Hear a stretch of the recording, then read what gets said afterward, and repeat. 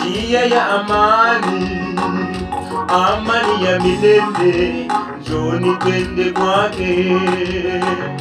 Yesu ndiye njia ya amani, amani ya milele.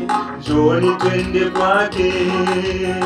Watu wote duniani kwa siku hizi za mwisho wanajaribu njia zote za kuleta amani, wanatafuta kila pande, mikutano kila siku. Walakini ndugu zangu, tumeshindwa kupata amani.